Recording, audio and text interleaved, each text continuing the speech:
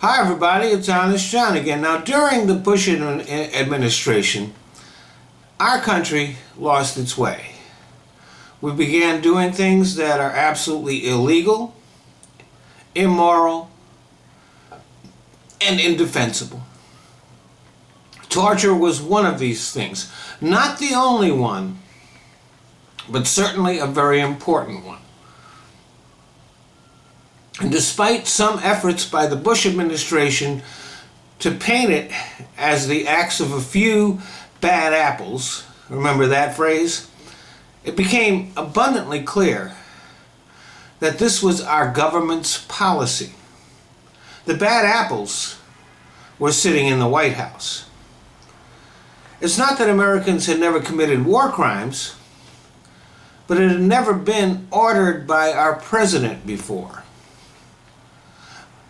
A lot of people felt that the Obama administration should have held the Bush administration accountable for the torture program. But Obama decided not to do that. His catchphrase was, "We want to move forward."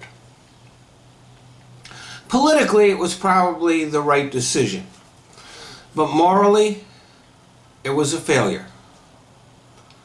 And that failure has had consequences. See, you can't really move forward if you don't clean up the garbage from the past. The people who were responsible for those war crimes didn't just disappear. Some of them still work for the CIA or hold high positions in government or the military or work for companies that have security contracts with the government. One of the lawyers who helped draw up the bogus legal justification for torture is now a circuit court judge. Another is a college professor. Do we really want war criminals teaching future lawyers? Some are still practicing law, including one lawyer who represents the CIA.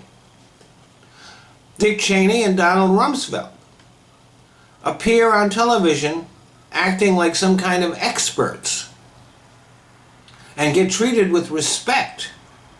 They should be in prison. And George W. Bush gets paid handsomely to make appearances. They should all be in jail. The U.S. Senate is now probing those torture programs. The CIA has responded by actually spying on the committee that is supposed to supervise them.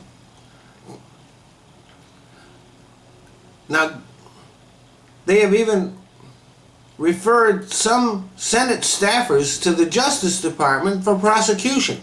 I mean, talk about a cover-up. Don't forget, the CIA is forbidden by law to conduct operations in the United States. So it's not only illegal, but it's a form of subversion that can't be tolerated. Heads must roll. But this shouldn't come as any surprise. We've learned that our intelligence agencies are spying on all of us. If Congress thinks that they are immune or exempt from that, they're bigger idiots than we think they are.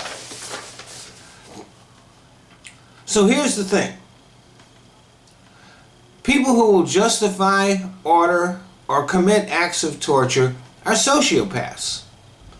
The law means nothing to them. Morality and ethics mean nothing to them. It may be that those who committed those heinous acts will never be prosecuted, but we cannot really move forward unless we face the past, unless we acknowledge where we've been. We must name names. We must shine a light on their dark deeds. Those who are still in government should be fired. Those who who are in private enterprise should not be allowed to conduct business of any kind with the government. The lawyers who are involved in this should be disbarred. And they all should be labeled war criminals and treated with the scorn that they deserve. Thanks for listening.